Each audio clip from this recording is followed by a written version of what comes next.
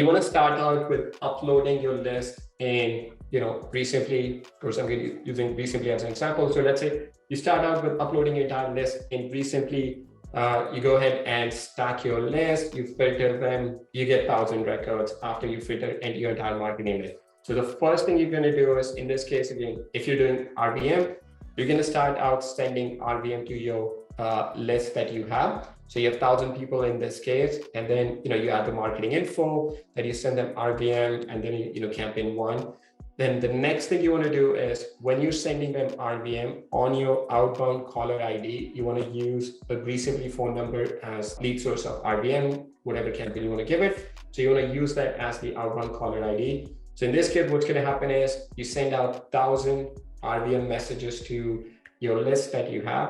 There's going to be two things that are going to happen. Either you're going to have people that look at your phone number and they call you back. So you're going to have some people that are going to call you back. And then you're going to have a very large number of people that do not give you, that do not call back. They just, they get you RVM, or you don't know, but you don't get any response from them. The people that you get a call back from, you're going to manage them as a lead. I'm not going to get into that in too much detail in this call, but if you have any questions, I'm more than happy to answer that. But the 100 people that call you back or text you back, however they contact you from the initial RVM, you manage them as a lead. So now out of the 1,000 people, you've done the first round of marketing.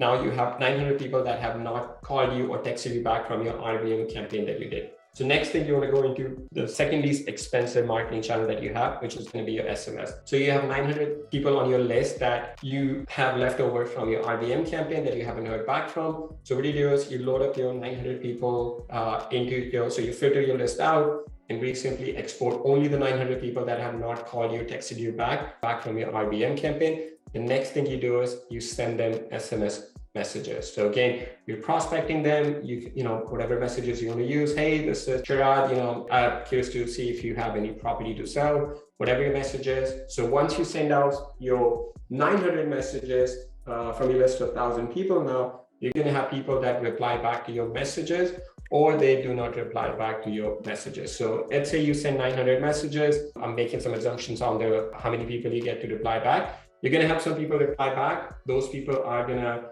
either you're going to confirm whether they are Connect owner or not. If they are, you're going to manage them as a lead, or get into a little bit more into, if they're not Connect owner, how do you manage them? So again, you send out SMS, there's going to be two things that happen. Either they reply back to the message, or they do not reply back. Either you do not hear a reply back, again, the deliverability, whether it gets delivered or not, it goes into the no reply back bucket, right? So now you started out with a list of 1,000 people, you sent RVM to all 1,000, you got call back from 100 people. Now you only have 900 people that you sent SMS to. Out of those 900 people, 250 people texted you back, whether they're Correct owner or not, but at least you've heard back from them. Then you have 650 people that are left into your marketing funnel that you still haven't reached out. So what you do is you go into the next step, you cold call them. That's the third least expensive outbound marketing channel that you would have in your business. So you cold call them. Again, there's going to be two things that happen. Either you are going to connect with the owner, or you are not going to be able to connect with the owner.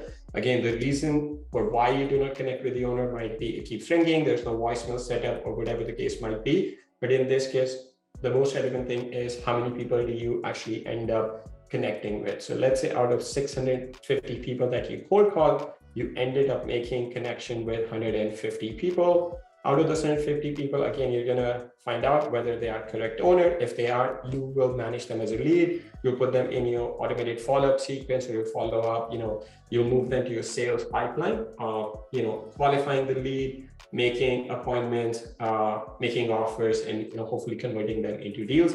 And some of those will not be the correct owner, so which we'll get into. And then you have 500 people out of your cold calling list that you have not been able to connect with. So now you come into your most expensive outbound marketing channel, which is your direct mail. So if you look at right here, so you started out with a list of 1,000 people, 100 people you heard back from your RVM campaign, 250 people you heard back from your SMS marketing, so you have 350 people here, and then another 150 people, so total 500 people that you've heard back from your less expensive marketing channel. So now you only have 500 people that you're sending out direct mail to.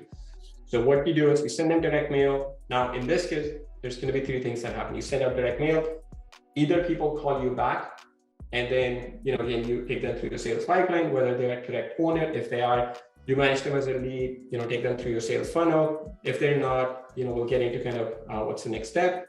And then the second thing that could happen is you're going to get some return mail.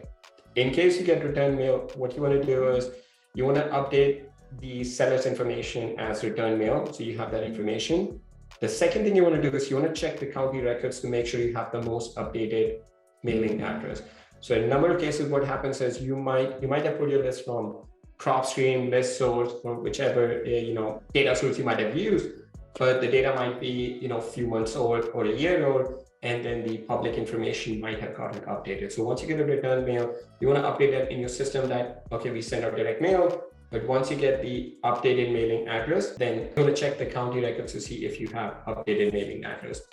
If you find new address for that person, then you want to put them back into the direct mail rotation. If not, then you want to remove them from future direct mail campaign because they come back as return mail and you do not have updated mailing address. And the third thing that's going to happen from your direct mail campaign is you have people that you've sent direct mail to, they didn't call you back, they didn't come back as return mail. So the next thing you want to do is you want to put them back into your second round of marketing campaign, go back up and just start the RBM campaign from the beginning.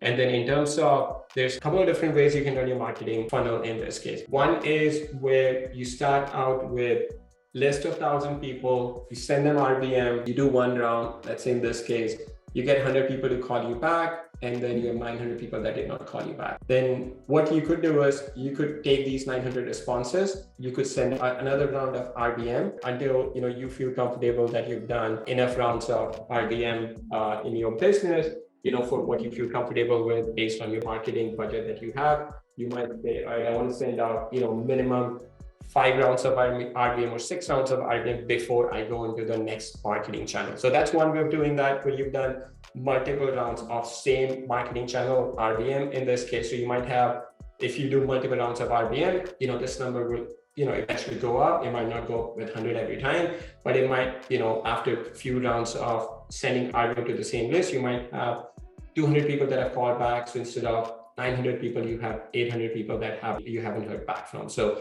then instead of sending SMS to 900 people, you're only sending SMS to 800 people. And then you could do the same thing. You could do, 4 or 5 rounds of SMS to the same list, same, filtered list that you have, until you get to the point where this number you feel comfortable with, you've reached out enough time. So instead of 250, you might get this number up to 350. And then, instead of 650, because you had 100 more callbacks here and then 100 here, then this is going to be, actually 450 people. So it's up to you how you want to do this. The way I built this is I basically called it, RBM. So what I've done in this call is I put together my marketing as round robin between RBM, SMS, cold calling, direct mail, and then go back and start with RBM, SMS, cold calling, and direct mail. So again, some people, they send the same list, they send multiple rounds of RBM, SMS, cold calling, direct mail,